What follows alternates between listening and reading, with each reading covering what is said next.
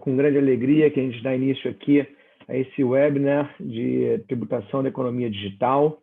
Para mim é uma alegria dupla, porque a gente celebra com esse evento o encerramento da primeira turma do curso de extensão em tributação da economia digital do Instituto de Direito da PUC-Rio, né, que conta aí com um corpo docente de excelência, e a professora Doris, que é integrante do nosso corpo, né, e essa é a segunda alegria. A gente faz esse evento também para poder lançar o livro dela, né, o primeiro livro dedicado especificamente, né, à tributação das novas tecnologias, focado aí nos debates atuais. Agradeço a ela aí por trabalhar conosco, não só no curso, mas na organização desse evento. E agradeço também aí os professores Marcos Lívio e Sérgio André, grandes amigos, que vão estar hoje junto com a Doris debatendo esse tema tão instigante, tão novo. Então, sem mais delongas aí, a gente tem um webinar um pouco mais curto, passar a palavra à professora Doris, para que ela possa fazer a introdução dos professores Marcos e Sérgio. Então, queria agradecer primeiramente a presença de todos, né? Sem vocês a gente não teria um evento. A todo mundo que nesse dia a dia corrido dedicou um tempo para estar aqui prestigiando a gente hoje. Agradecer ao professor Gustavo por ter aberto as portas da instituição maravilhosa, respeitada, que é a PUC-Rio, para esse evento, pela oportunidade de ser professora no curso inovador, que foi um sucesso, né, que em breve terá outra turma, e toda a equipe da PUC, né, o pessoal que fez a arte do convite, o pessoal que está aqui ajudando a gente nos bastidores, que são essenciais para esse evento acontecer. Os professores Marcos Lívio e Sérgio André dispensam qualquer apresentação, então eu vou usar alguns minutinhos para fazer uma homenagem aos professores. A gente sabe que ser professor aqui no Brasil é muito difícil, né? Tem todos os desafios, exige também uma carreira paralela, que a gente não consegue viver apenas, né, do ensino hoje em dia, infelizmente. Eu venho de uma família de professores, meus pais, meu irmão, minha tia, e eu tive muita sorte quando eu estava escrevendo as dedicatórias dos livros, quando eu encomendei os livros, de ver quantas pessoas me ajudaram ao longo dessa trajetória.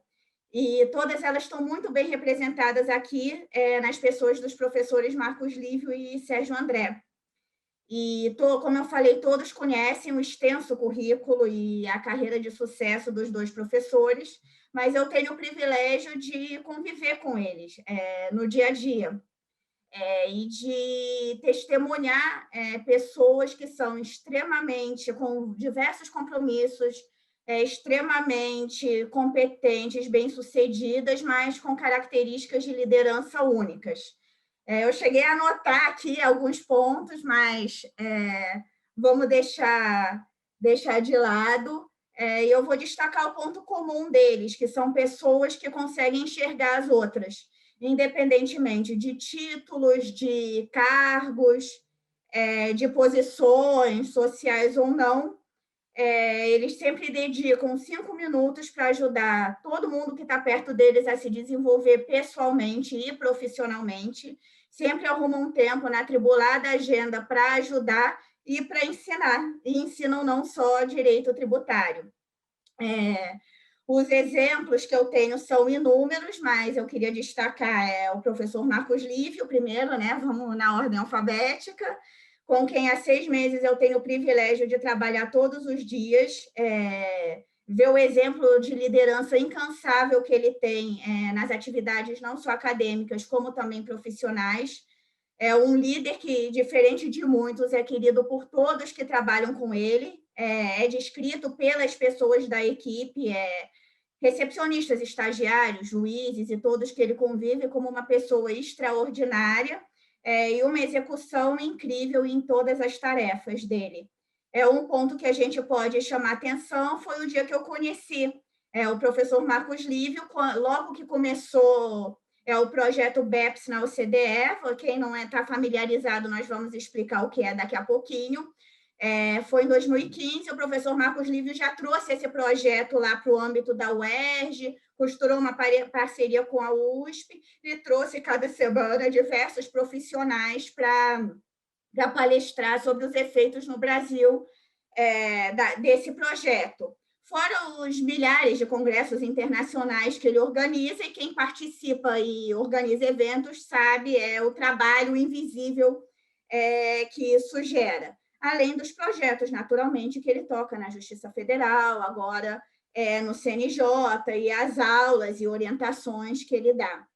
O professor Sérgio André, eu conheci na pós, fui aluna dele, segui ele por aí por muito tempo, antes de existir o webinar, né? Sempre disponível, as obras dele são o início e o fim de qualquer pesquisa, e na convivência profissional, os pareceres do Sérgio André nessas complexas transações tributárias que a gente tem no dia a dia, vem para salvar o dia, literalmente, né? Então, entre escritórios, consultorias, né? O pessoal estrangeiro do cliente, o cliente brasileiro, sempre tem uns assuntos mais quentes, e quem tem um parecer do Sérgio André no meio fica mais tranquilo, pela didática, né? Não só pela didática que ele traz da sala de aula para essas discussões, né, de tributação no Brasil, como também pela transparência, pela ética, que são características com as quais ele trabalha sempre. Então, assim, eu queria fazer uma homenagem, com certeza eu estou esquecendo muita coisa, mas eu queria fazer uma homenagem a todos os professores, na pessoa tanto do Marcos Lívio quanto do Sérgio André e também do Gustavo, né? Outra oportunidade que o professor Marcos Lívio me deu foi a indicação para lecionar aqui na PUC, sem ele eu não teria conhecido o Gustavo, e agradecer pelos 2 maiores presentes que eu ganhei dos 2 professores, que é a confiança e uma chance. Sendo que o Sérgio André também foi o idealizador do livro. Um dia disse, escreve um livro, junta seus artigos. Falei, será, né? Enfim, o livro está aqui, eu espero que ele seja bastante útil para todo mundo. Também, eu não posso deixar de mencionar as pessoas que não são professores de carreira, mas que nos ajudam, então, com a gente no dia a dia. Eu tive a oportunidade de trabalhar com o Juliano, para todo mundo que conhece, me mandou mensagem sobre a dedicatória. Infelizmente, é uma pessoa que não está mais entre a gente, mas refletia também, sem sombra de dúvida, todos esses valores que os 2 professores que eu mencionei, de tornar a vida de todos melhor, transmitir conhecimento e com tranquilidade, né?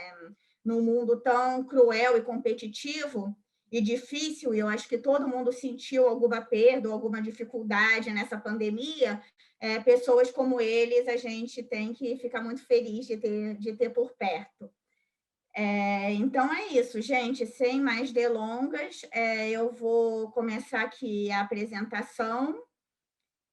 E vocês fiquem à vontade para falar aqui no chat, fazer perguntas que a gente vai moderando, tá? Então...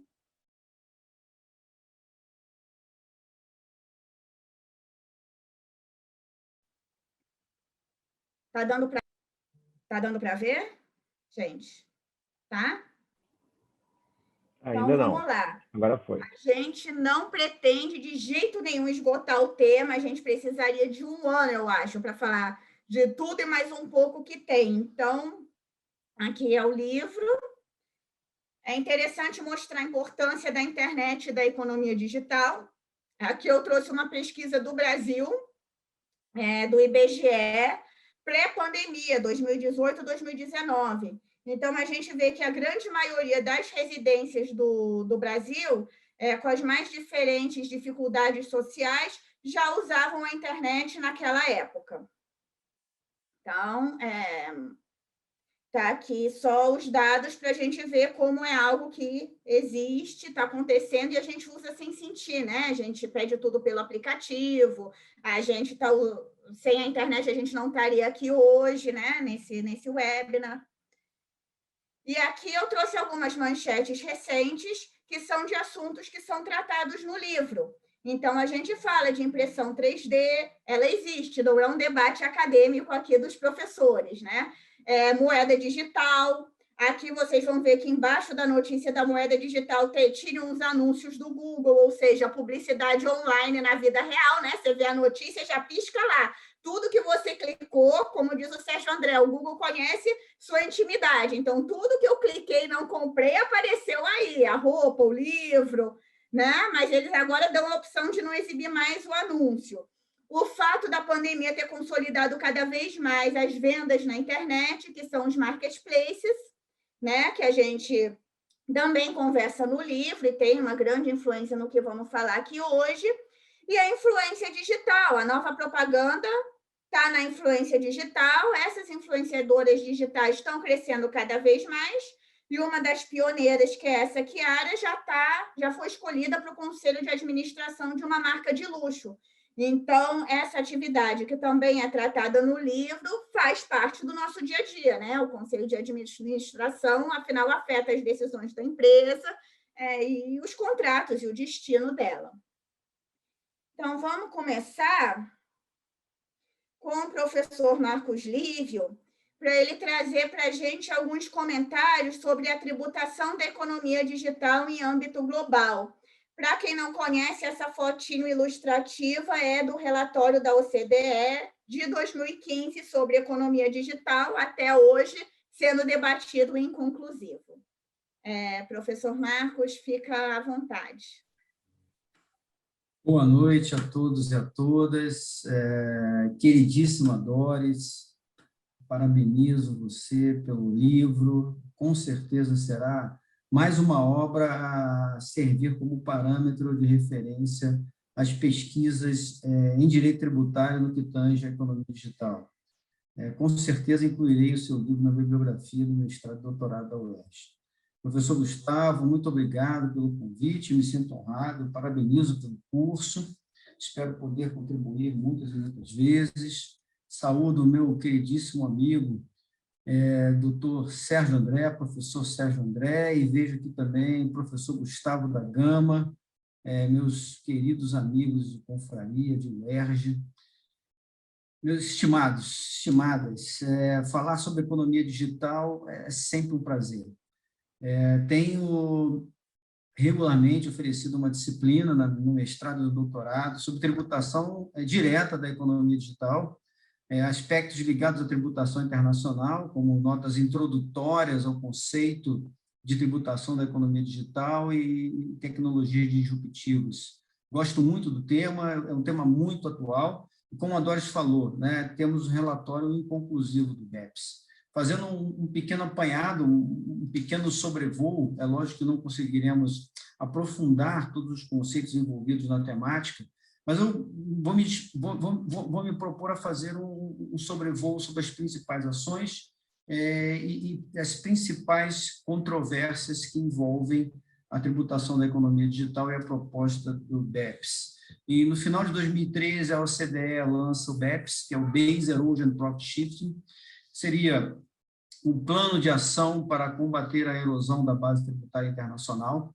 É interessante a gente fixar uma premissa logo de início, que em nenhum momento se pensou lá no início da discussão em realocar de bases tributárias globais ou realocar competências tributárias globais, mas tão somente combater a erosão da base fiscal dos países em tese desenvolvidos.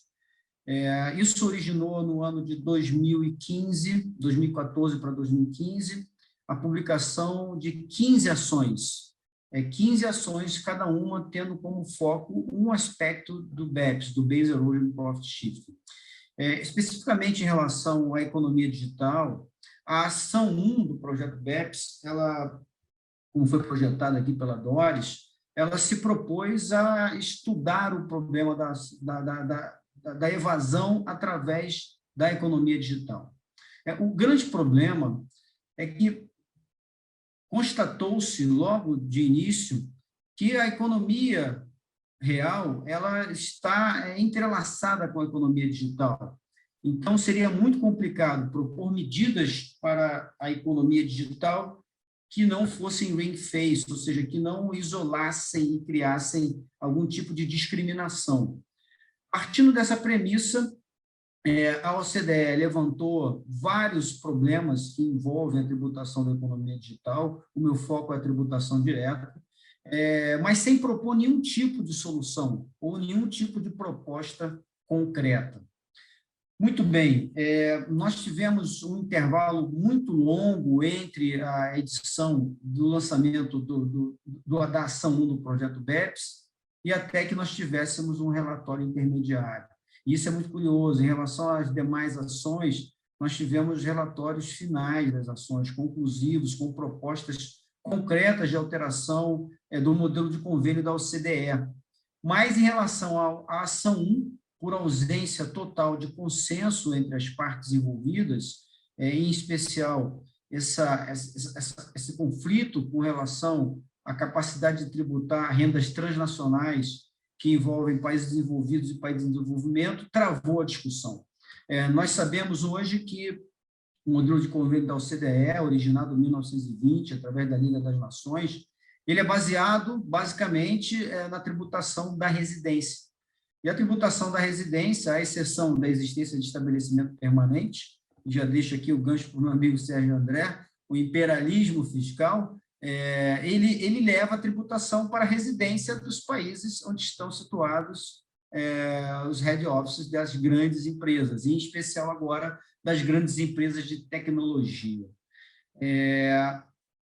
O tema continuou conflituoso e em 2018 nós tivemos o Interim Report. Esse Interim Report, ele propôs alternativas a serem estudadas sem trazer uma solução definitiva com relação a formas ou possibilidades de tributação da economia digital, apontando assim short-term solutions and long-term solutions, soluções de curto prazo, soluções de longo prazo. Entre as soluções de curto prazo, enumerava a tributação na fonte especial, especialmente a tributação na fonte, e entre as propostas de longo prazo, a flexibilização do conceito de estabelecimento permanente, ou seja, o conceito de estabelecimento permanente, que sempre foi baseado na presença física do contribuinte em determinada jurisdição, para fins de criar um nexo para a tributação, ele seria flexibilizado por conta da economia digital para possibilitar que houvesse a caracterização do estabelecimento permanente, aí se levasse a tributação para o país de fonte, países onde o serviço é consumido, enfim, para que pudesse haver algum tipo de realocação de taxing rights. No meio disso tudo, entre short-term e long-term solutions, nós tivemos iniciativas unilaterais. Na verdade, os países, vislumbrando que não haveria acordo, começaram a criar soluções domésticas para enfrentar o problema da tributação da economia digital. Então, nós tivemos inicialmente lá na Inglaterra, no Reino Unido, a criação do Divert Profit Tax, depois na Índia, a Equalization Levy, e depois a proliferação indiscriminada de vários DSTs, Digital Service Tax, entre diversos países europeus, países da América do Sul e países da Ásia.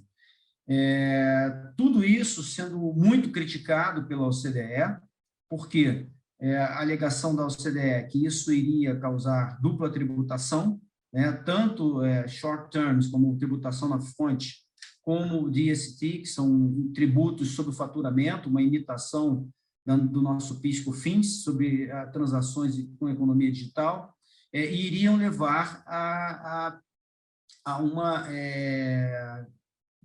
causa elevada de bitributação.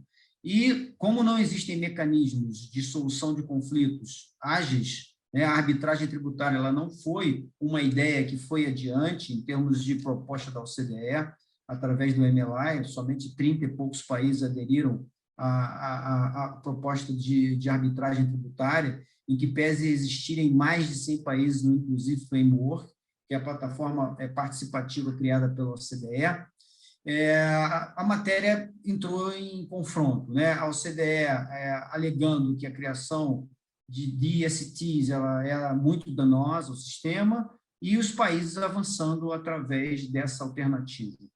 Em paralelo a isso tudo, a União Europeia também fez propostas para o bloco europeu, mais ou menos na linha do Interim Report, propondo medidas de curto prazo e longo prazo para sanearem os problemas, na verdade, aumentar a carga tributária dos grandes players de tecnologia, Google, Facebook, Amazon, que atuam na Europa. É lógico que o governo dos Estados Unidos não gostou nem um pouco, a administração Trump ela foi totalmente contrária às propostas, ela não apoiou, não embarcou no projeto da OCDE, e eu vou relatar aqui que hoje nós temos uma dinâmica diferente em relação a isso, e isso trouxe uma possibilidade de avanço. Logo depois, nós tivemos uma policy note, mais ou menos em janeiro de 2019, a OCDE abandonou as ideias que vinham no Interim Report de criar um conceito de presença digital significativa, e veio a tratar de uma nova dinâmica, né, que seria a criação do famoso Unified Approach, ou Pillar One. A OCDE abandonando aquelas ideias anteriores de long-term e short-term solutions, porque o próprio conceito de estabelecimento permanente ele está extremamente arraigado aos preços de transferência, então mexer em preços de transferência levaria à alteração de regime de preços de transferência, e como os países ricos têm uma estrutura de preços de transferência consolidada, isso levaria a uma revisão de todas as premissas que regulam as transações transnacionais, né, as operações transnacionais. Então, como é que nós coadunaríamos essas propostas com o princípio do arm's length, que é uma ficção criada para dizer que a relação entre partes relacionadas deveriam ser consideradas como se fossem independentes. Muito bem. A proposta da OCDE, que foi divulgada na Policy Note, foi seguida por uma consulta pública nos meses de fevereiro e março de 2019, e em maio já foi criado um programa de trabalho com 2 propostas. Nós teríamos o Unified Approach, que seria a proposta sobre o Pillar One, e a proposta do Pillar Two, que seria a proposta de criação do GLOBE, o Global Anti-Base Erosion Proposal. Ou seja, a OCDE sinalizou para partir para uma discussão sobre taxing rights. Pela primeira vez, a OCDE, instada pelo Inclusive Framework, instada pelos países subdesenvolvidos ou em desenvolvimento, ela começou a discutir ideias que pudessem levar a uma flexibilização da capacidade, da competência tributária dos países. Então, o estado da arte hoje é isso. Dezembro de 2020, outubro de 2020, nós tivemos o lançamento dos blueprints, a matéria está sendo discutida. Basicamente, o Pillar 1 ele envolve a criação com base no princípio do arm's length, mantendo a lógica do preço de transferência, a redistribuição entre os países onde é consumida a tecnologia, através do conceito de amount A, ou lucro residual. Proposta extremamente complexa, porque envolve uma contabilidade global do grupo e não uma contabilidade baseada no entity approach, ou seja, seria uma mudança radical. E nós temos a proposta 2, o Pillar 2, que é o Global Anti-Base Erosion Mechanism, que seria mais ou menos a ideia de manter um nível mínimo de tributação mundial. Ou seja, evitar que, mesmo que o país de destino conceda algum tipo de isenção ou benefício fiscal, o país de origem ele teria direito a tributar numa parcela mínima. Bem, para fechar essa introdução, Doris, eu queria falar de 2 pontos, né? Primeiro, a administração Biden, ela parece ter embarcado na proposta da OCDE, o Pillar 1 e o Pillar 2, ela tem propostas semelhantes, e em paralelo a isso tudo, nós temos um ingrediente a mais. Essa semana, especificamente, a United Nations, a ONU, né, através do seu Tax Steering Group, discutiu e aprovou a proposta de um novo artigo para o modelo de convênio da ONU, que é o artigo 12B, que autoriza, em tese, a utilizar o mecanismo que o Brasil usa há mais de 30 anos, que seria a tributação na fonte de pagamentos a não residentes de operações que envolvam bens e serviços digitais. Então, nós estamos nesse cenário, né? Tudo indefinido, nada definido, e muitas propostas que precisam de um difícil consenso. Muito obrigado, Alice. Muito obrigada, professor. Eu acho que minha internet está com alguma instabilidade, que já me falaram que pegou numa piscada aqui. Não sei se eu já estou virando meme aí, mas para economizar a passagem de slide, já que ela está bem estável, eu tentei dar um mute, unmute, sei lá como está aparecendo para todo mundo, agora está girando, né? Eu vou tentar dividir, eu já vou passar essa última pergunta que o professor Marcos adiantou, e as perguntas do professor Sérgio, aí a gente economiza aqui. Espera aí. Te ouvimos bem, Doris. Você pode continuar aí, que te ouvimos bem, tá? Tá. Eu acho que a imagem ficou esquisita. A imagem pegou uma virada. Não sei. Bom, gente, tá dando para ver? Eu não vou nem aumentar. Então, a gente passou essa pergunta aqui, né? E o professor Marcos também falou dessa parte dos tratados tributários, né? A importância deles, o que está sendo alterado. E a imagem ilustrativa desse slide é o livro do professor Marcos, recém-saído, né? É o único no Brasil. Eu tive a oportunidade de escrever com ele sobre esse assunto para o Congresso da International Fiscal Association de 2019, né, gente? O tempo passa.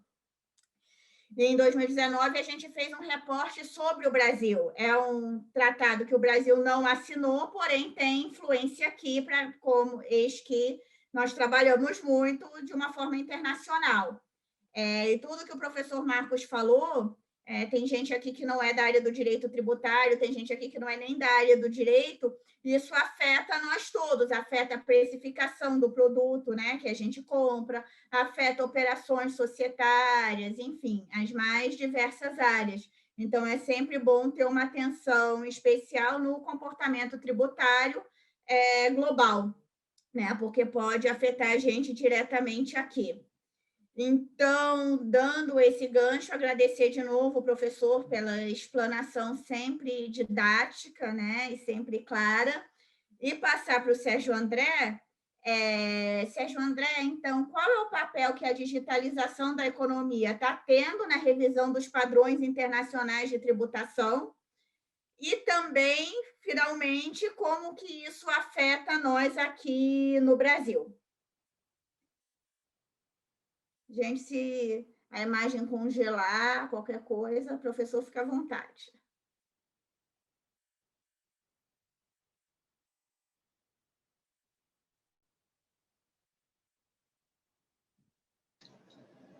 Já sou eu ou o Marcos vai fazer algum comentário na segunda questão dele? Eu falaria de forma muito breve, né? Muito breve. A segunda pergunta ela está relacionada a como essas propostas da OCDE poderiam ser implementadas. No projeto BEPS, a ação 15, ela propunha a criação de uma convenção multilateral, o MLI.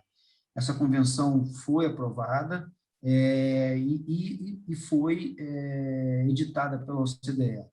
O grande problema é que ela tinha tantos opt-outs, tinha tantas ressalvas que poderiam ser feitas pelos países, que ela tem uma efetividade mínima em termos de alteração. Então, a ideia da OCDE com o MLI para dar efetividade às ações BEPS, que seria uma convenção multilateral que alterasse o tratado sem mudar a sua redação, uma coisa bem complexa, né? Ou seja, eu ia manter o tratado, mas ia reinterpretar o tratado através dos artigos da convenção. A ideia da OCDE em relação ao Pilar 1 e Pilar 2 seria baseada mais ou menos nessa linha. Alterar a rede de tratados com 2.000 tratados seria impossível, quase impossível. Então, partiria a OCDE de uma convenção multilateral para inserir o Pilar 1 e Pilar 2. Tudo isso, como eu falei, é extremamente complexo, extremamente complicado e requer um nível de concordância e consenso que hoje não existe.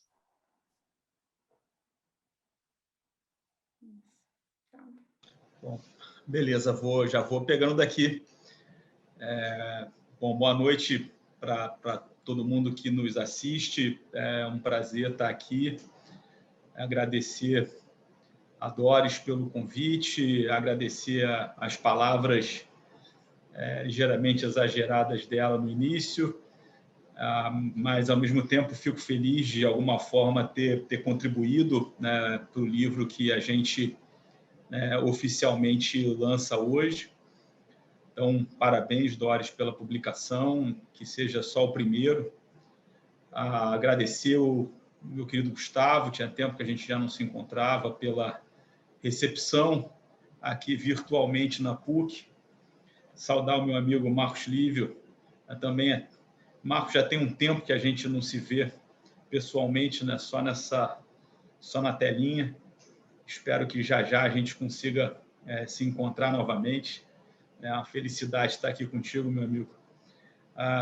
Sempre presente aqui no meio das fotinhos está o nosso amigo Gustavo da Gama, que a gente tem sempre que saudar também. Então, Gustavo, feliz de você estar aqui com a gente hoje. Gustavo tá aqui marcando presença, mas, na verdade, está vendo um filme no Netflix, já que o negócio é economia digital, né, cara?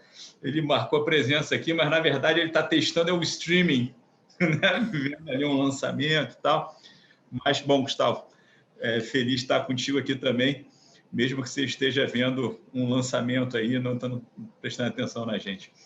Bom, as questões que me tocaram nessa abertura estão muito relacionadas ao que o Marcos falou ainda há pouco. Então, pergunta a Doris como que a digitalização da economia impactou o desenho, né, da tributação internacional, e como que isso reflete, né, na realidade brasileira. A gente, e eu vou me conter aqui, porque dá para responder essas duas questões em 10 minutos, em 1 hora, em 5 horas, então eu vou tentar fazer aqui a versão resumida para vocês, naturalmente, até porque eu sei que a gente tem no grupo especialistas, talvez em tributação internacional, outras pessoas que estão tendo o primeiro contato com a matéria. Então, em benefício daqueles que estão começando, né, o estudo da tributação internacional, eu vou me permitir fazer alguns breves comentários introdutórios, porque o direito internacional tributário ele se desenvolve, né, no final do século XIX. Né? Então, ele é uma experiência razoavelmente recente que vai se desenvolvendo no final do século XIX, principalmente motivado pela criação do imposto de renda.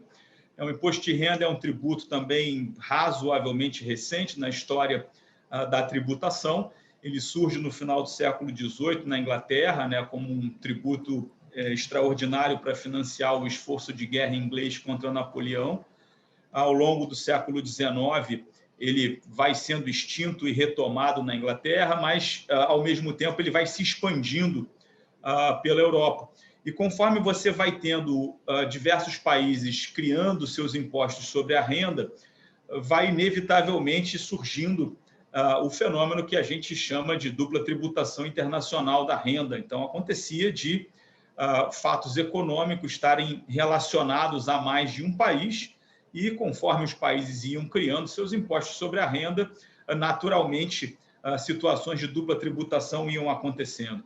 Tanto que, usualmente, se refere ao tratado celebrado entre a Prússia e o Império Austro-Húngaro em 1899, como o primeiro tratado, e ele é uma consequência. Né? A Prússia já tinha um imposto de renda, a Prússia cria imposto de renda em 1951, se eu não me engano. O imposto de renda prussiano passa por uma reforma em 1891. Um pouco depois, o Império Austro-Húngaro cria seu imposto de renda, e diante da coexistência de impostos sobre a renda em países contíguos, né, com uma vida econômica comum, né, se torna necessária a celebração do acordo. Por que é relevante isso e o que isso tem a ver com digitalização? Né? Então, a gente está falando de economia digitalizada e o professor maluco está falando de Prússia e Império Austro-Húngaro. Né? Porque o que acontece? Conforme os tratados, esses tratados e a importância da Prússia na celebração dos primeiros acordos, ele reflete no nosso estágio atual da discussão dos efeitos da digitalização da economia. Por quê? Porque o ambiente econômico em que se discutia a celebração dos primeiros acordos era um ambiente econômico do período histórico que nós conhecemos como Segunda Revolução Industrial. Então, era um ambiente econômico em que, se a gente tivesse que escolher uma principal característica, a característica era a fixidez, nem sei se essa palavra existe, mas o caráter fixo, imóvel, dos fatores e elementos de produção. Então, a gente é um período em que se está desenvolvendo a utilização de carvão, transporte por via ferroviária, as fábricas vão ganhando maior capacidade de produção, mas é um período onde os esforços econômicos eles eram essencialmente fixos, né? E esse período ele vai legar para a gente um conceito que o Marcos já comentou e que é o conceito que está mais em xeque em função da digitalização da economia, que é o conceito de estabelecimento permanente. O estabelecimento permanente era um conceito da legislação comercial prussiana de meados do século XIX, que migra para os primeiros acordos celebrados pela Prússia, e dos acordos celebrados pela Prússia vai migrar no início do século XX, já depois da Primeira Guerra, para os trabalhos da Liga das Nações, ou Sociedade das Nações, ali na década de 20 do século passado, que em 1928 acaba resultando nos primeiros modelos de acordo internacional tributário. Então, e esse modelo de acordo de 1928, ele, de alguma forma, ele vai se refletir lá na frente, em termos de padrões principais, no modelo de acordo da OCDE, em 1963, na primeira versão do modelo de acordo da OCDE, de 1963. E a última versão do modelo de acordo da OCDE é de 2017. Então, o que acontece? A gente percebe que em quase um século, a tributação internacional ela se estruturou em cima de uma premissa básica, que era a presença física, né, da atividade econômica no território de determinado país. Então, se a gente for pensar qual é a finalidade principal de um tratado internacional tributário, né? Às vezes se diz a finalidade é evitar dupla tributação. Errado. A finalidade principal de um acordo internacional tributário não é evitar dupla tributação. Hoje, raramente você precisa de um acordo para evitar dupla tributação. A finalidade principal de um tratado tributário é você ratear poderes fiscais entre países. É você ratear a competência tributária, é você ratear a receita das transações internacionais entre os países signatários. Essa acaba sendo a finalidade principal. E um dos principais critérios de divisão do bolo fiscal internacional era exatamente a localização da atividade. Se a gente pega, existe um professor da Universidade de Michigan, o professor Aviona, e ele gosta de usar uma expressão que às vezes parece que é algo globalmente consagrado, mas não necessariamente que ele fala de um regime fiscal internacional, ou seja, é como se existisse um padrão de tributação internacional que tem força quase costumeira, o que definitivamente não é uma verdade. É só a gente perceber que o Brasil mesmo não se alinha ao que seria esse regime fiscal internacional. Mas, de fato, e nisso a gente tem que concordar com o Aviona, quando a gente olha os padrões de tributação que se desenvolveram nas organizações multilaterais ao longo do século XX, ou seja, na OCDE, na ONU, e que foram adotadas pela maioria dos países desenvolvidos, é fato que esse padrão ele tem uma linha mestra, e a linha mestra pode tributar aquele país onde se desenvolve a atividade econômica. E se a gente for ver, isso está bastante vinculado a essa brevíssima volta no tempo que eu tentei fazer com vocês. Ou seja, a tributação internacional ela se estruturou em cima da presença física, e os modelos de acordo, a forma de rateio de poder tributário entre os países, lastreada em acordos internacionais, se estruturou em cima da presença física como um elemento necessário para se ter poder de tributar. Legal. Isso é a realidade de hoje ainda, tá? Então, se a gente olha os tratados brasileiros, o modelo da OCDE, que é o modelo mais vitorioso de celebração de acordos, de uma certa forma, isso ainda está presente no modelo da ONU, que, como eu defendo, é o modelo que inspira os nossos acordos, e o modelo da ONU ele vai se distanciando mais desse regime fiscal internacional, desse padrão da OCDE a cada ano. O Marcos comentou, em 2017, a gente teve uma mudança importante com a inclusão de uma regra de tributação de serviços técnicos no modelo da ONU. Agora, semana passada, a ONU finalmente aprovou, na verdade, a reunião termina essa semana, com a ONU aprovando uma nova mudança no modelo dela, de acordo com a inclusão de um novo artigo 12B, que vai tratar da tributação de serviços automatizados. Então, mas, de toda forma, mesmo com os passos ainda lentos e curtos que a ONU vem dando, o fato é que, se a gente olha o sistema de tributação internacional, e quando eu digo sistema de tributação internacional, eu quero me referir ao padrão que a gente encontra na maioria dos acordos internacionais celebrados pelos países, a gente vai encontrar um sistema ancorado na presença física, né? E aí vem toda essa história que o Marcos narrou antes de mim, que é o que vem sendo demolido pela digitalização da economia, exatamente a presença física, né? Então, aí existe uma ruptura. A tributação internacional ela já passou por dois grandes choques no século XXI. No século XX, os grandes choques pelos quais passou a tributação internacional foram as guerras. Então, se a gente for analisar historicamente, os dois grandes saltos qualitativos do direito internacional tributário no século XX aconteceram nos dois pós-guerra. Então, o pós-Primeira Guerra nos legou o trabalho da Sociedade das Nações e o modelo de 28, e o pós-Segunda Guerra nos legou a OCDE e o primeiro modelo da OCDE de 1963. A criação da OCDE, e aí a gente tem aquele momento segundo grau, segundo grau acho que não existe mais, né? Mas, bom, a minha época era segundo grau, e eu já tô, aí você percebe a velhice total, né? Eu já estou igual a minha mãe falando da minha época. Mas, bom, o fato a gente lembra dos bancos da escola, né?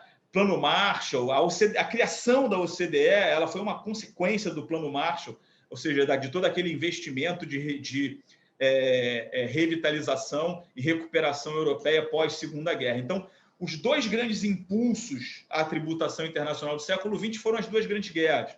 No século XXI, a gente já teve, eu vou falar, na verdade, três grandes impulsos de modificação disruptiva da tributação internacional. O primeiro foi o ataque às Torres Gêmeas em 2001, que nos legou a primeira onda de guerra contra os paraísos fiscais. Depois a gente teve a crise financeira em 2008, que nos legou à segunda onda de guerra contra os paraísos fiscais e a opacidade tributária, e trouxe para nós o projeto BEPS, que o Marcos descreveu antes de mim. Então, o projeto BEPS ele foi uma consequência direta da crise financeira de 2008 e a crise fiscal que ela gerou nos diversos países, né? Então, isso vem em função da crise financeira. E a digitalização. A digitalização agora é o grande evento disruptivo do século XXI, e talvez mais disruptivo do que os dois eventos anteriores, porque tanto o ataque às Torres Gêmeas quanto a crise financeira, elas resultaram num movimento em direção à transparência, mas não muito mais do que isso. A digitalização ela coloca em xeque todo o sistema, né? Porque, como eu tentei explicar, e sendo breve, como o momento aqui nos exige, o sistema ele foi construído em cima da presença física. E com a digitalização, a intangibilização, a forma etérea, como diversos dos fatos econômicos mais relevantes acontecem hoje, faz com que simplesmente os padrões que a gente desenvolveu nesse último século sejam incapazes de atender a construção de um sistema, de um regime fiscal internacional para a economia digitalizada ou para a digitalização da economia. E é nesse momento que a gente está hoje, em termos de tributação internacional, tentando entender como que a gente vai rever, né, esses padrões de tributação que estão aí há mais de um século. Ontem a gente teve um evento no GET, né, no Grupo de Estudos em Tributação Internacional. Eu vi antes que a Bruna Ferrari estava aqui, não sei se ainda está conosco. A Bruna estava comigo ontem, junto com o Edgar, o Gustavo Carmona, e a gente estava discutindo a renegociação do acordo do Brasil com a Áustria. E um dos assuntos que a gente falou ontem, e sempre que eu estou começando a falar de tributação internacional, eu chamo a atenção disso, a tributação internacional ela não é uma técnica, ela não é um campo de conhecimento técnico científico que gera soluções inafastáveis. A tributação internacional ela é uma parte das relações internacionais. Ela é basicamente uma questão de relações internacionais, de política internacional, de economia. Então, essa mudança dos fatos econômicos coloca em xeque o padrão que estava estável há mais ou menos um século e inicia um cisma em termos da relação entre os países, né? Porque essa mudança na forma como se realizam as atividades econômicas, ela cria um fosso entre países desenvolvidos, né? Então, se tem um ponto que a gente observa, né, em como a tributação internacional se apresentou durante todo esse período, foi mais ou menos num sentido de que países de desenvolvimento econômico equivalente, em tese, tinham posições razoavelmente equivalentes, né? E isso fazia com que eles conseguissem, de forma concertada ou não, agir em bloco. Daí, como o Marcos disse, a minha reação ao que eu chamo de imperialismo fiscal internacional, né, que é a tentativa de países desenvolvidos tentarem, do norte global, né, tentar empurrar para o sul global os padrões que são vitoriosos para eles, né, que eu venho rejeitando. Só que a digitalização da economia ela trouxe um fato novo, que foi que, pela primeira vez, você teve um cisma entre esses países, porque você tem ganhadores e perdedores, né? Se a gente pensar, no primeiro momento, assim, vamos pensar quem são as grandes empresas de tecnologia globais. Elas são todas americanas, né? Então, quando você começa a pensar em mudar o padrão orientado para tributar empresas, as grandes empresas de tecnologia, o que isso é? Isso é um movimento contra empresas americanas. E os Estados Unidos falam, pô, alto lá, são minhas empresas, não vem aqui tentar tributar minhas empresas, né? A coisa de 2, 3 semanas atrás, os Estados Unidos se manifestaram sobre esses esforços que estão acontecendo no OCDE para estabelecer um novo padrão de tributação internacional global em função da digitalização. A primeira coisa que eles falaram foi, olha, tem que ser um padrão novo para tudo. Não vem com esse negócio de ter um padrão novo para as empresas de tecnologia, porque aí me parece que você está querendo tributar as minhas empresas, né? Então, vejam, a gente está num momento, né, isso é que nem promessa do ministro da Economia sobre reforma tributária, né? Isso já virou até figurinha, né? Mais 2 semanas, né? A OCDE está a mesma coisa com esse projeto de digitalização, de novo marco tributário da digitalização da economia, porque é muito difícil, né? Se está tentando estabelecer algo que seja aplicado de forma harmônica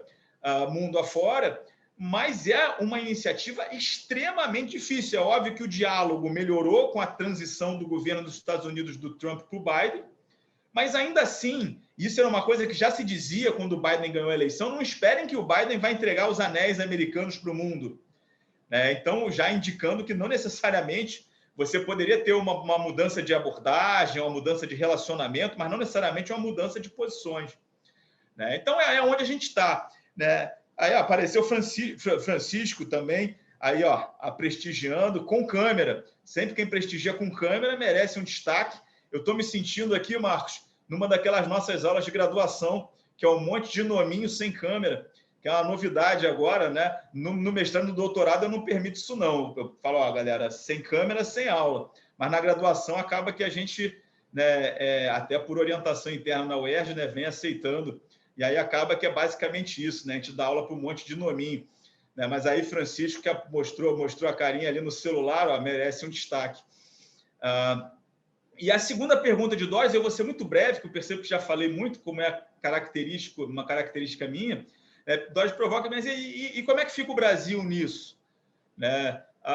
Olha, o Brasil, naturalmente, que muito dessa discussão interessa o Brasil. A gente tem que ter cuidado que a gente fala as coisas, normalmente com um tempo muito apertado, e depois se tende a generalizar, as nossas colocações. É lógico que o Brasil tem problemas decorrentes da digitalização da economia, é lógico que o nosso sistema, como todos os sistemas do mundo, não estão 100% preparados para as consequências da digitalização da economia, seja da perspectiva doméstica, seja da perspectiva transnacional.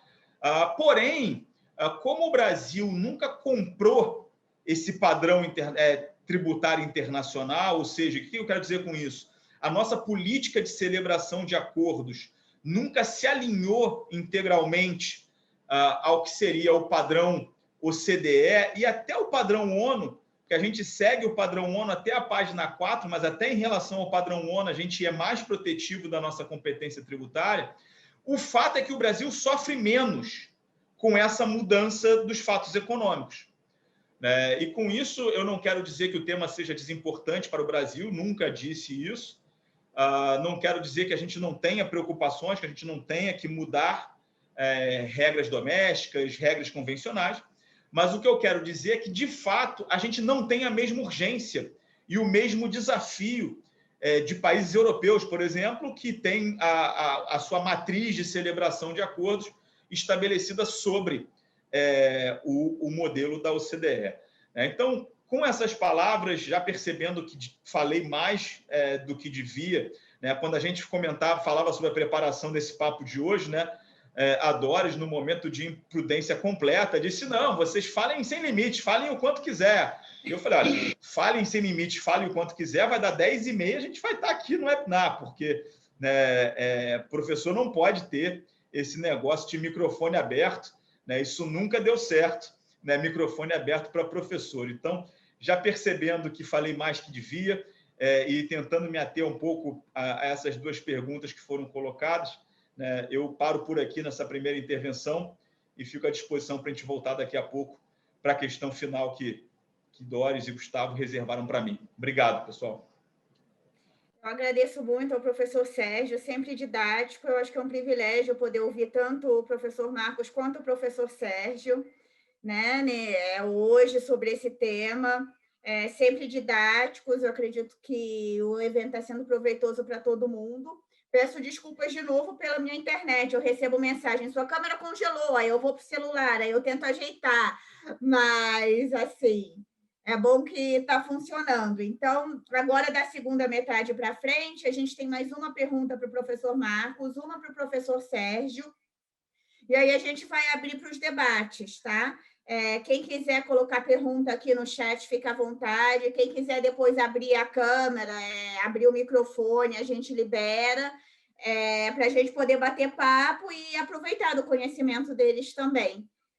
Então, Gustavo vai me ajudar com os slides para a gente evitar mais problemas aqui. É economia digital na prática, o equivalente ao atraso do voo, a queda de energia.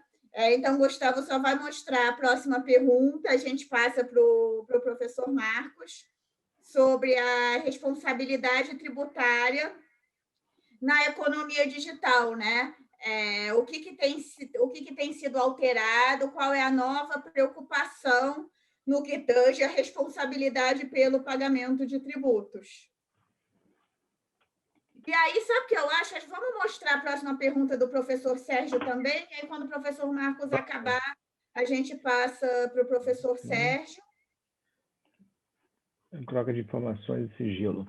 Sobre troca de informações, que é um tema que é muito caro a todos nós, em qualquer, os dois, né? Tanto a responsabilização quanto a troca de informações, e tem uma fotinho de um dos 30 livros, um dos 35 livros do Sérgio lá sobre o assunto.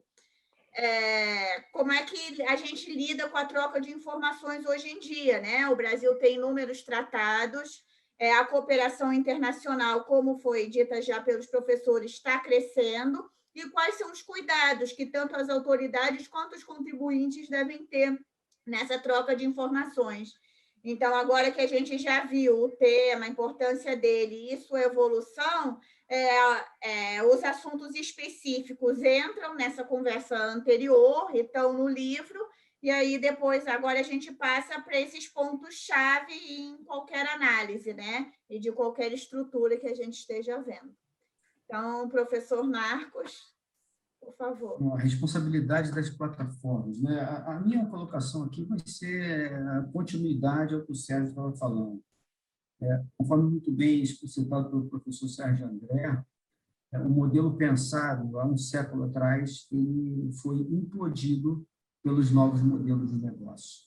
Novos modelos de negócio onde tem alta mobilidade de fatores de produção, eu tenho uso intensivo de intangíveis, eu tenho mobilidade de alocação do intangível em diversas jurisdições fiscais, inclusive em paraísos fiscais.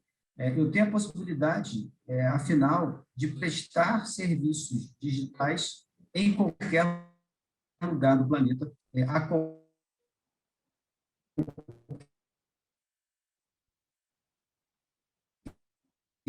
lugar do planeta. Ou seja, tudo isso, todos esses novos modelos de negócio, a lógica da tributação na residência, exceto a existência do estabelecimento permanente, ele veio a provocar um dissenso. Como bem explicitado, agora há muitos perdedores, então todos estão preocupados em como realocar sem perder. Na verdade, o bolo continua o mesmo, mas o que se quer é fazer a realocação. Eu vou desligar minha câmera aqui, porque eu acho que a minha internet está um pouco instável. A internet de Brasília, então. Dentro dessa perspectiva de novos modelos de negócio, nós temos aí as plataformas market share, marketplaces, nós temos as plataformas de mídia social, e todas elas coletando dados, informações sobre os usuários. E dentro dessa lógica, os países em desenvolvimento falaram, olha só, espera aí, existe nexo entre a sua atividade, mesmo você não estando fisicamente no meu país, e a minha jurisdição. E esse nexo é o meu mercado consumidor. São o mercado, os consumidores, a interação que os usuários das mídias sociais fazem. A partir desse momento, começa-se a falar em criação de valor. De que maneira isso criaria valor?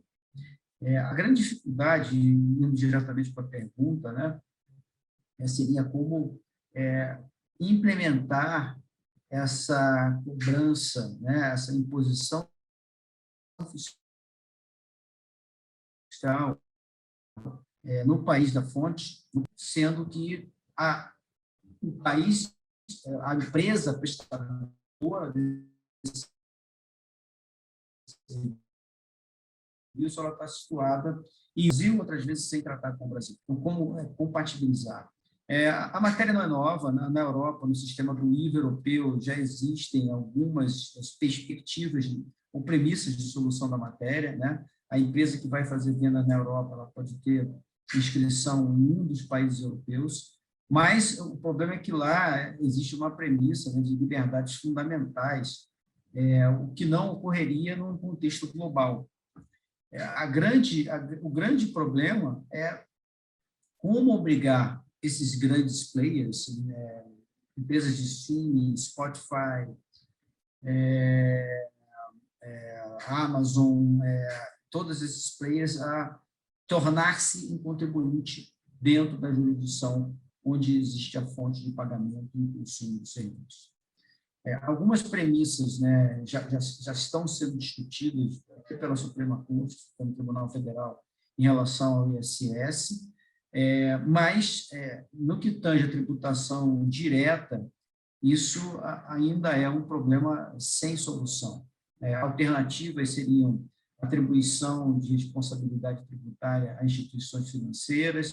Aí isso nos leva a outro problema, né? Nós estamos falando de operação B2B, business to business, ou B2C, business to consumers. Em relação ao B2B, nós já teríamos, em tese, uma solução. Como falou o Sérgio, isso não é um problema latente no Brasil, porque nós temos a imposição na fonte para qualquer pagamento, o que vai incluir a tributação de operações que envolvem bens e serviços digitais, mas em relação a B2C, business to consumers, né, como nós faríamos essa obrigação?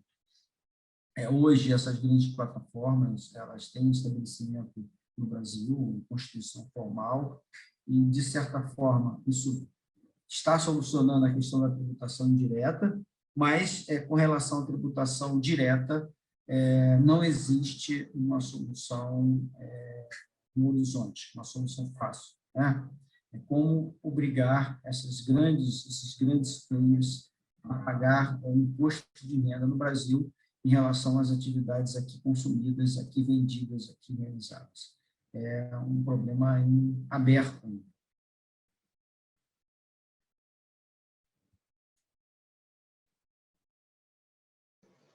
Bom, essa provocação adicional, de uma certa maneira, conecta com o que eu estava falando na primeira passagem, né? A gente teve 2 eventos no início desse século que transformaram a perspectiva de sigilo e opacidade e segredo, que foram, primeiro, como eu disse, o ataque às Torres Gêmeas, e o ataque às Torres Gêmeas, eles geraram uma reação contra os paraísos fiscais, e aqui eu sempre faço um parênteses, né, porque a gente costuma falar paraísos fiscais, mas essas jurisdições, na verdade, elas têm diversas características, né, que é uma tributação nula ou muito baixa, mas também opacidade bancária, opacidade societária, opacidade em relação ao beneficiário efetivo de transações. A gente tem situações de jurisdições que basicamente não têm legislação criminal referente a crimes chamados vulgarmente de crimes do pior. Então, na verdade, embora a gente tenha paraísos fiscais, né, a gente, no fundo, tem paraísos bancários, paraísos societários, paraísos fiscais, paraísos criminais. Naquele primeiro momento do ataque às Torres Gêmeas, o aspecto tributário não era o central. A questão era, olha, há redes terroristas que estão sendo financiadas por meio dessas jurisdições e agora a gente vai fechar o cerco. O ataque às Torres Gêmeas nos legou o Fórum Global de Transparência Fiscal e Troca de Informações da OCDE. E todo um esforço, né? Em 2002, a OCDE ela edita o primeiro modelo de tratado para a troca de informações, que era um modelo exatamente de acordo para você celebrar um tratado de troca de informações com uma jurisdição com a qual você, em princípio, não assinaria um tratado tributário. Né? Então, era um acordo para você ter troca de informações com paraísos fiscais mesmo. Né? Como eu disse antes, né, a gente tem depois a segunda onda, pós-2008, com a crise financeira, e aí a coisa muda de figura, porque a guerra contra os paraísos fiscais ela deixa de ser uma guerra em relação ao seu aspecto necessariamente de canal para fluxos de capitais né, da economia negra, né, mais da economia das sombras, mas sim, né, o seu papel na concorrência fiscal internacional, né, o seu papel no fluxo de receitas tributárias, né, na transferência de receitas tributárias, na erosão da base tributária dos países, né? E aí você tem uma mudança significativa na abordagem da questão da transparência fiscal. Isso resulta, ali em 2009, num esforço, primeiro que você tem a abertura do Fórum Global, né? Então o Fórum Global, que era um subgrupo da OCDE, passa a aceitar a participação de países não membros. Então hoje a gente tem no Fórum Global mais de 3 vezes o número de membros da OCDE, tem, sei lá, coisa de 140 países no Fórum Global, né? Então você passa a ter no Fórum Global essa grande iniciativa internacional, multilateral, de ataque à opacidade. E a gente teve, em 2009, também a recuperação de um tratado, que era um tratado que tinha sido assinado em 88, que é a Convenção de Assistência Mútua, Administrativa Mútua para Fins Tributários. Era um tratado de 88, assinado por países da OCDE e da União Europeia, e que em 2009 passa por uma revisão e é aberto para a assinatura de todo mundo também. E aí você passa a ter um grande tratado multilateral de transparência e assistência administrativa mútua, que foi um acordo que a presidente Dilma assinou lá nos idos de 2010 ou 2011, eu me falho o ano da assinatura agora, e que entrou em vigor no Brasil em 2016. Então, isso tudo consequência da crise financeira. A crise financeira também legou uma iniciativa dos Estados Unidos, que só os Estados Unidos poderiam implementar, que foi o FATCA, que vem em 2010 como uma reação à crise financeira. Então, vocês vejam, tiveram várias iniciativas que foram consequência direta da crise financeira. O FATCA ele vem, né, a reboque da crise financeira como uma iniciativa de troca automática de informações em âmbito mundial, que era algo que sempre se desconfiou se era possível de ser implementado. A OCDE nunca arriscou implementar algo como o FATCA, e só um país com a força dos Estados Unidos poderia fazer aquilo. Aquilo foi uma agressão, de certa forma, à soberania dos demais países. Mas vai falar, só você vai me transferir automaticamente informações dessas pessoas que são relevantes para fins tributários para mim, ou eu vou começar a reter imposto, né, em fluxos de pagamento para ir.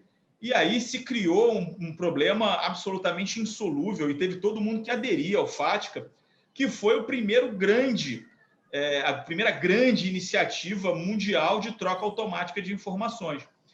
Isso acaba repercutindo no Brasil. Então, veja, globalmente, hoje, como se fala uma frase acho que foi uma frase do Obama, né?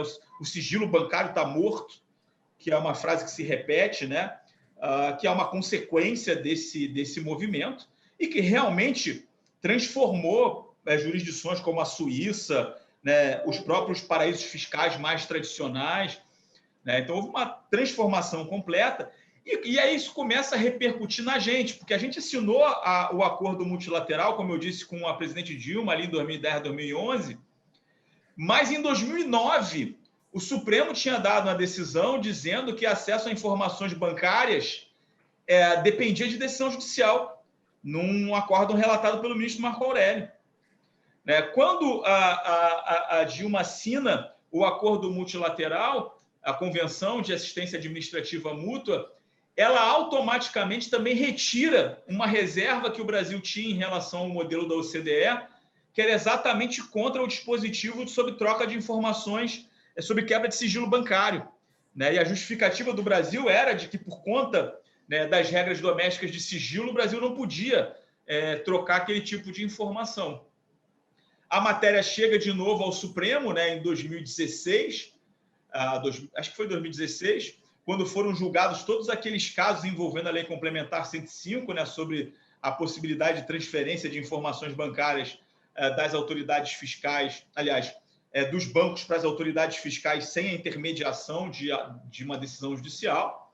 E também foram julgados aqueles dispositivos da legislação da CPMF que autorizavam os bancos a informar dados, né, e a Receita Federal a utilizar os dados de recolhimento da CPMF para fins de auditoria, né, porque os dados de recolhimento da CPMF eles eram, né, muito relevantes, né, eles servem para esse propósito.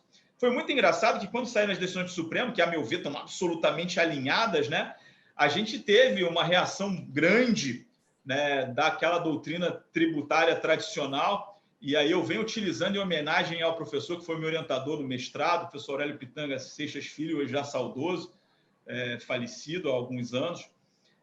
E o professor Aurélio Pitanga, ele falava muito da quadratura do círculo, né, que a gente tem uma teoria tributária que defende a quadratura do círculo, e é isso, a teoria tributária da quadratura do círculo veio com toda aquela questão, né, de vida privada, intimidade e tal, como se fosse uma grande revelação sobre a pessoa, você dá a ela, da Receita Federal, informações sobre saldo de conta corrente, quando a gente declara muito mais a Receita Federal, e a Receita Federal tem muito mais informação sobre o que a gente faz do que informação de movimentação financeira, de saldo de entrada, de saldo final do ano.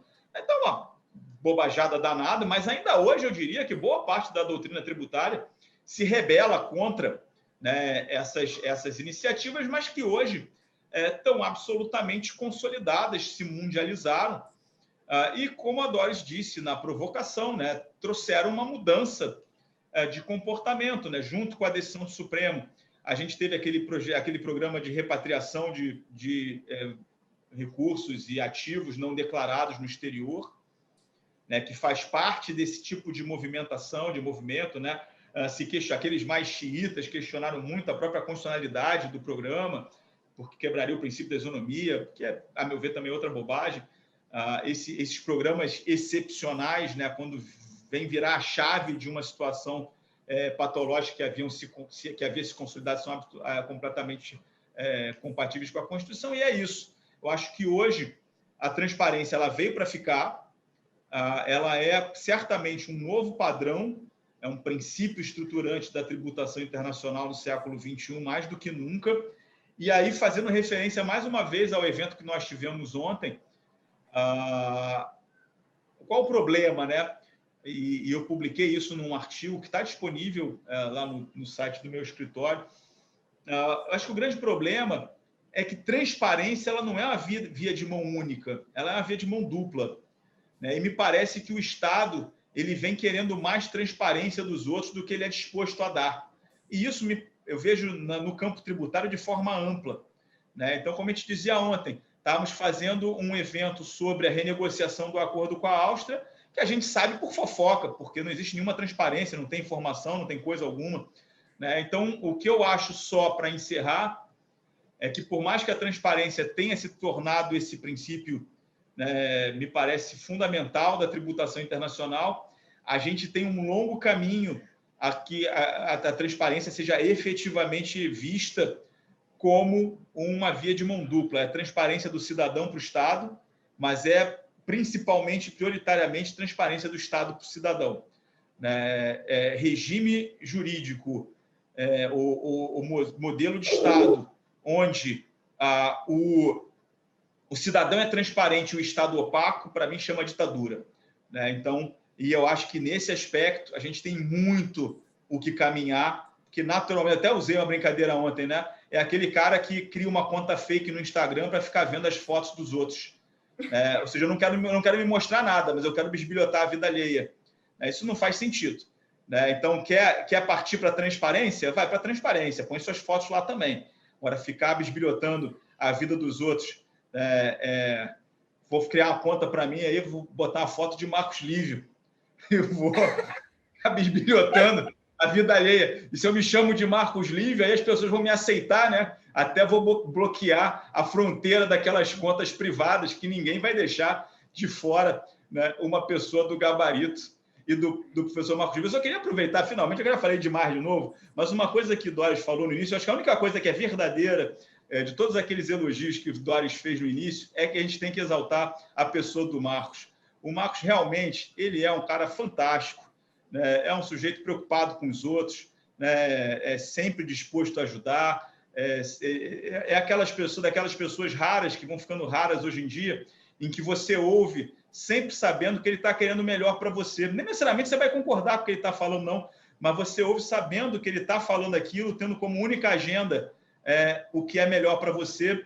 Então, Marcos, eu queria dizer isso de público, porque isso, infelizmente, é uma característica que vai se escasseando no nosso convívio. E, realmente, se tem uma coisa que o Doris disse no início que eu tenho que subscrever, é isso, que você realmente tem todas essas qualidades que ela disse, né? Então, aqui, faço minhas as palavras de Doris, né? E que você continue sendo essa figura humana fantástica aí. Obrigado. Já falei de novo. Até para elogiar. Eu agradeço. Ih, peraí. Pronto, gente, aqui está transparência total. A internet está com problema, eu vou do celular para o computador, do computador para o celular. Não sou influencer, então não sei ajeitar o vídeo, então todo mundo viu isso. Espero que ninguém tenha percebido e tenham conseguido focar aqui na super exposição do professor Marcos Livre, do professor Sérgio André, a quem eu agradeço de novo por dedicarem esse tempo a estar conosco, e fico feliz de ver tantos amigos que eu conheci também ao longo dessa trajetória do direito tributário aqui nos prestigiando. Então, em tese, o evento ia acabar às 8h30. Para quem se organizou para ficar até 8h30, fiquem à vontade para fazer as perguntas pelo chat. O Gustavo disse que a gente pode estender mais um pouquinho. Na verdade, a previsão inicial era 2 horas, mas eu acho que 1h30 já. Eu achei que 1h30 dá para todo mundo, mas a gente consegue estender mais 15 minutinhos. Então, agora vamos fomentar os debates, aproveitar que os professores estão aqui, aproveitar que muita gente aqui se conhece. Para quem está tendo contato com a matéria pela primeira vez, dá para ver que ela é bem instigante, e fiquem à vontade também para fazer perguntas, né? É um fórum aberto. Vou passar, então, a palavra para o Gustavo falar mais um pouquinho e, por favor, tragam suas dúvidas para a gente conseguir debater aqui. Obrigada. Agradecer aí ao professor Marcos Livre, ao professor Sérgio André, pelas brilhantes exposições. É sempre bom ouvi-los e aprender mais um pouco. Queria registrar aí a presença e agradecer de alguns dos nossos professores do curso de extensão em tributação da economia digital da PUC, o professor Francisco Lisboa, está nos assistindo, o professor Gustavo da Gama, a professora Diana Castro, a professora Maurine Morgan estão aqui também com a gente, né? E teremos aí o lançamento da nova turma, o link da página do curso já foi colocado no chat também, e abrir para perguntas, para debate. Quem quiser aí trazer alguma questão para os nossos palestrantes.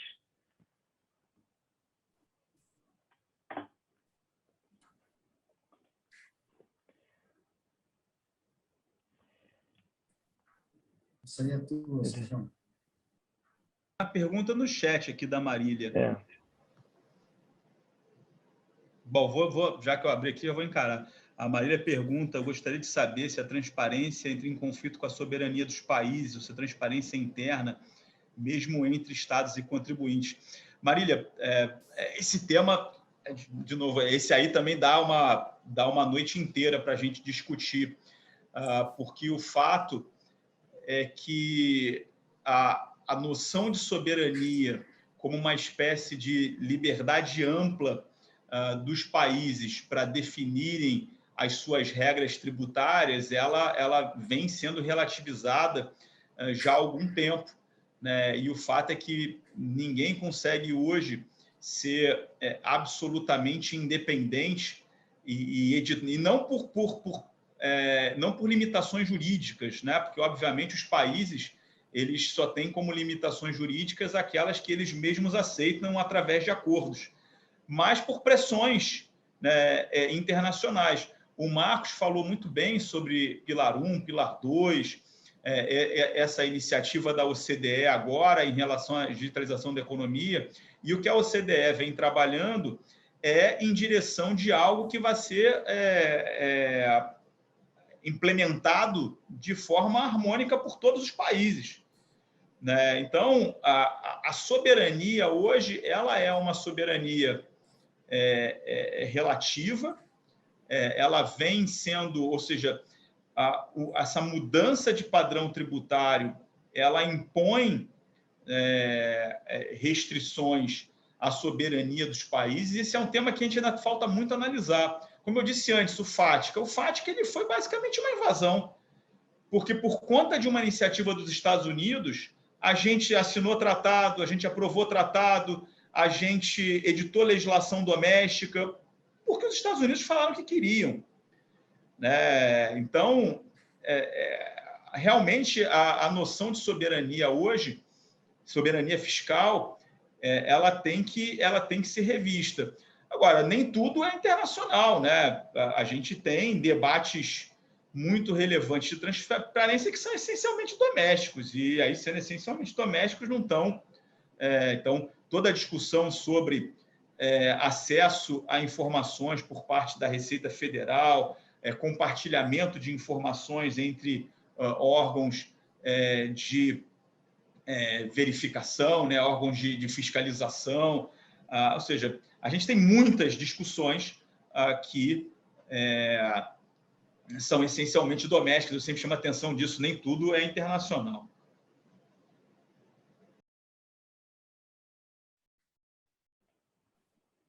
A gente tem uma nova pergunta aí do Francisco, não sei se o Marcos vai querer responder. Posso tentar aqui, com certeza não com a mesma maestria do meu queridíssimo Sérgio André. Muito obrigado pelas amabilíssimas palavras. Tocou meu coração e o sentimento de amizade, você sabe que é recíproco. Cumprimento aqui a Marília, não tinha visto a Marília, na verdade, né? Francisco, pergunta difícil, hein? Considerando o marketplace que não tem nenhuma presença no Brasil, a não ser a digital, que faça intermediação de transação entre consumidores. Então, a gente estaria diante de uma operação B2C, né? Para essas é que, assim, não há solução doméstica, porque não tem tributação na fonte, e hoje não existe um mecanismo que defina o nexo dessa plataforma com o consumidor brasileiro, né? Esse é o grande problema, nexo, né? Elemento de conexão, um novo elemento de conexão. O Brasil conseguiria ver a troca de informações dos dados das vendas intermediadas no país e, no mais além, existe algum mecanismo para tributar essa receita de intermediação? No estado da arte, eu arriscaria dizer, o Sérgio pode me corrigir, né? Eu estaria muito mais no campo da lógica, né? Dos mecanismos de troca de informação. Se a gente tiver uma empresa com renda maior de 750 milhões, né? Dentro daquela perspectiva, Sérgio, não sei se você concorda, se a gente está falando aqui de empresas assim, faturamento acima de 750 milhões, que são obrigadas a fazer um count-by-count reports, nós poderíamos ter alguma informação relativa a essas vendas. Caso contrário, eu acho que não haveria essa informação dentro do tratado de troca de informações. Não sei. Eu preferiria assim, ter até a posição do Sérgio em relação a isso. Indo mais além, existe algum mecanismo para tributar essa receita de intermediação? Em termos de tributação direta, não existe, né? Se a empresa não tem filial no Brasil, não tem jurisdição no Brasil, está fazendo uma venda para um consumidor, hoje não existe mecanismo de cobrança.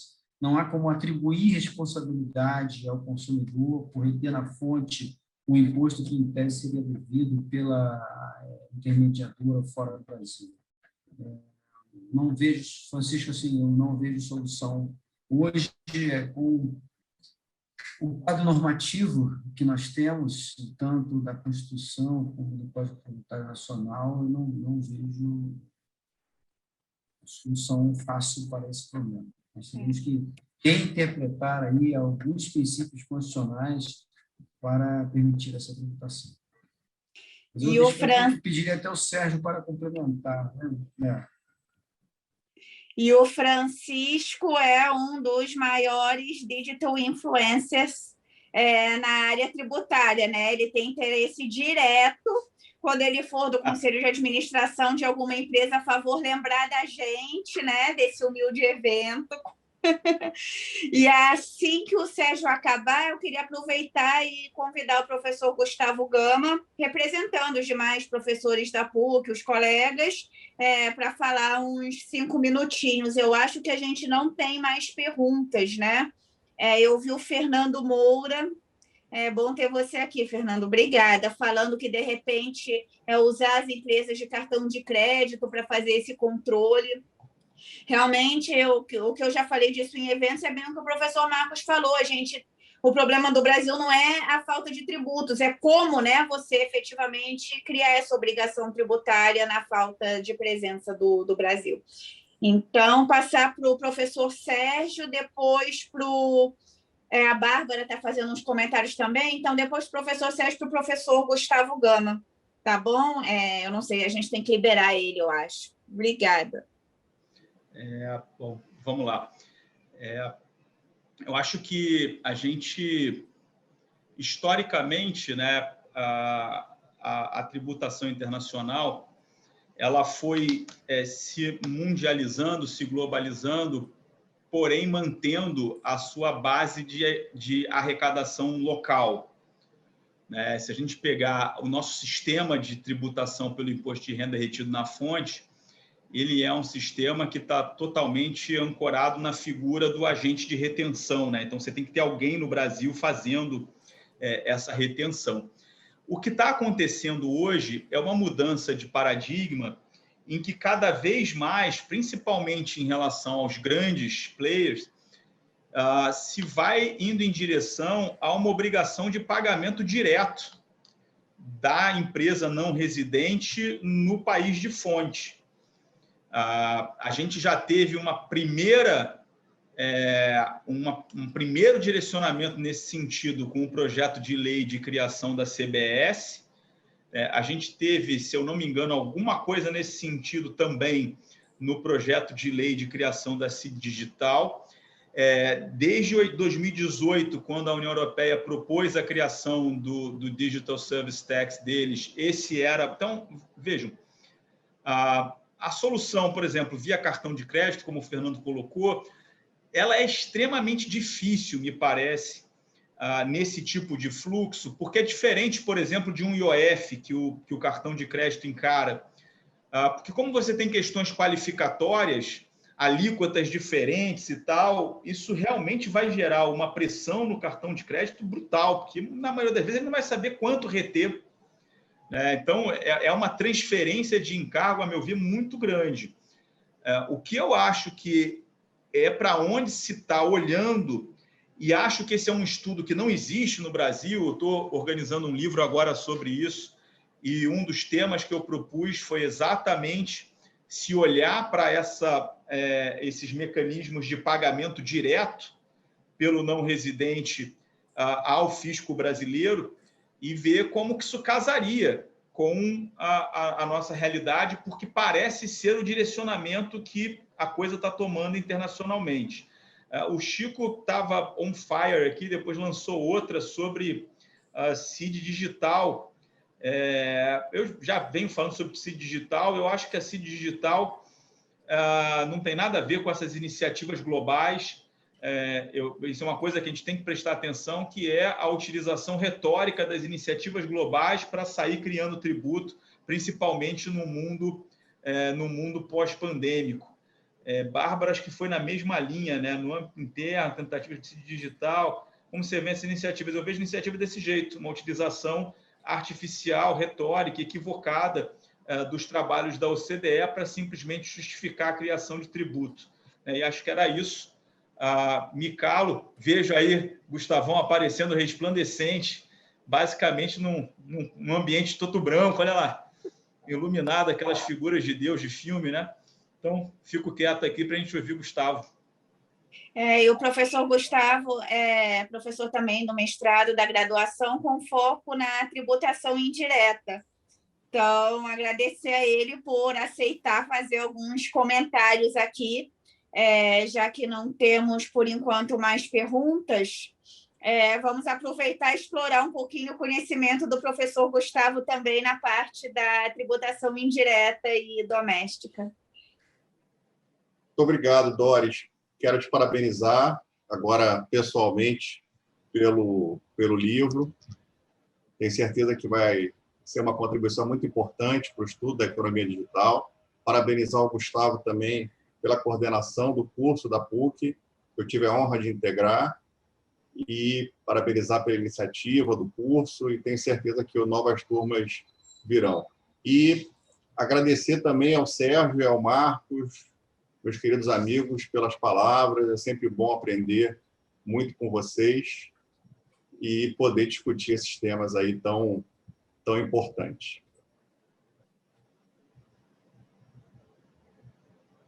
Mas fico à disposição, se vocês quiserem. Se alguém quiser alguma pergunta, alguma coisa, não sou a pessoa mais qualificada para responder, não, ainda mais com o Sérgio e com o Marcos ao meu lado, mas...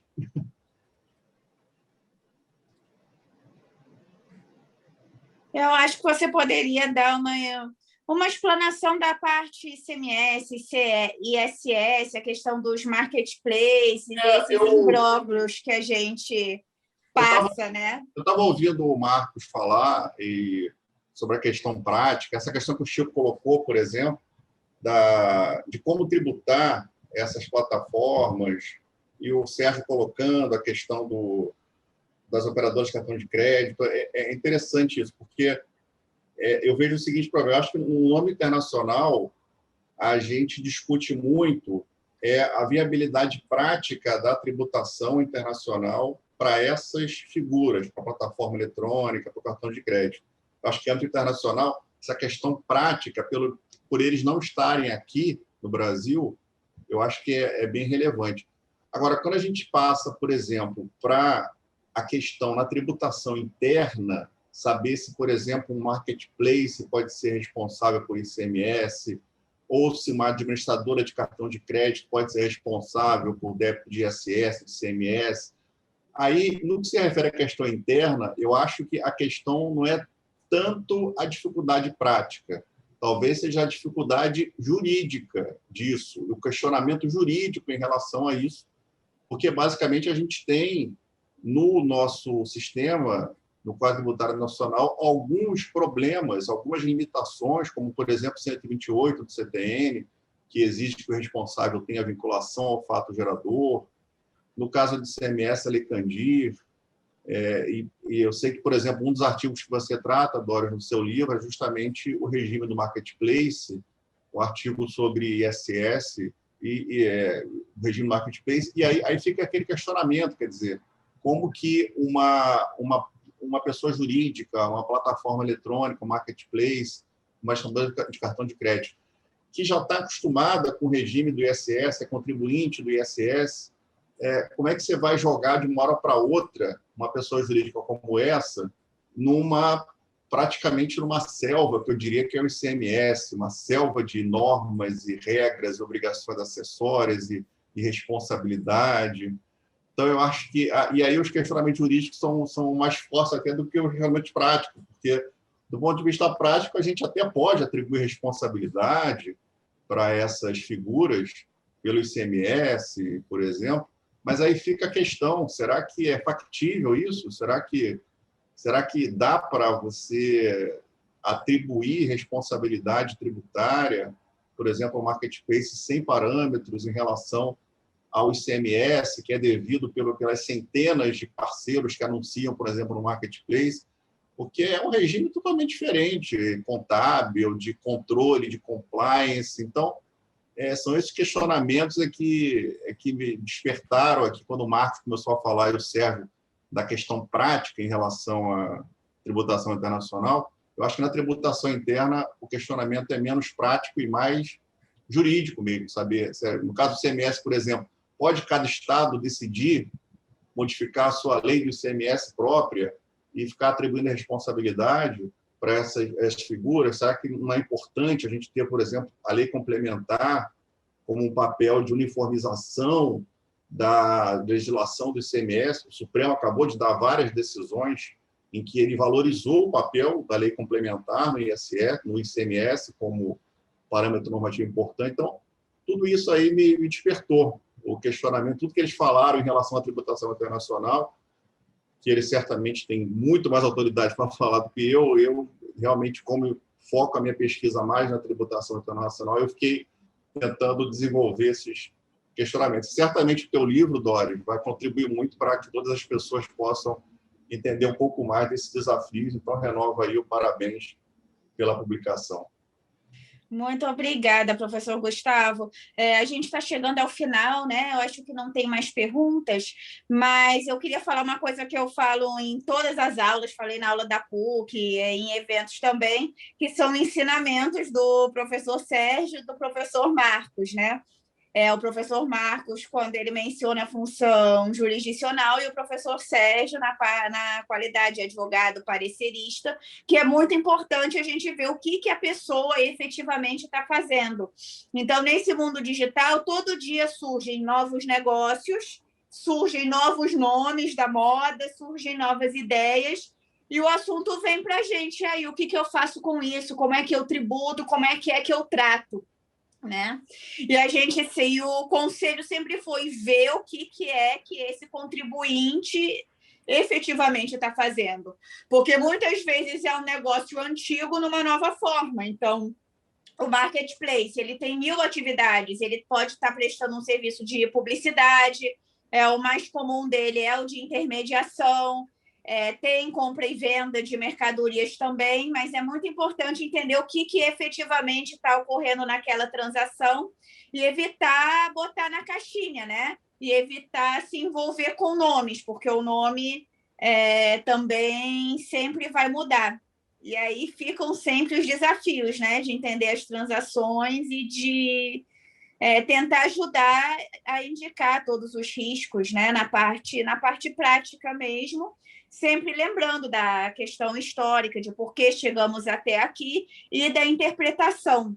O relatório da OCDE sobre essa questão da responsabilização, ele fala que sempre a autoridade que está atribuindo a responsabilidade tem que tomar cuidado para não inviabilizar o negócio, né?